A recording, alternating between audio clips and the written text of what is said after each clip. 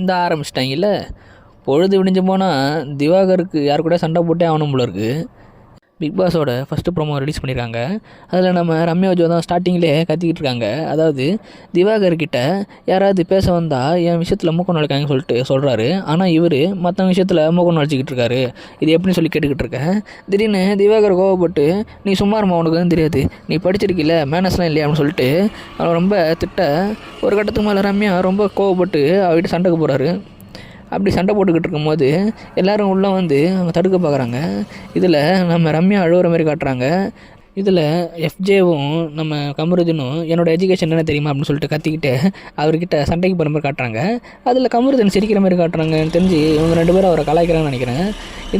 அதே சமயத்தில் நம்ம ரம்யா ஓரமாக உட்காந்து அழுதுகிட்டு இருக்காங்க. அவங்களுக்கு நிறைய பேர் ஆறுதல் சொல்கிற மாதிரி காட்டுறாங்க.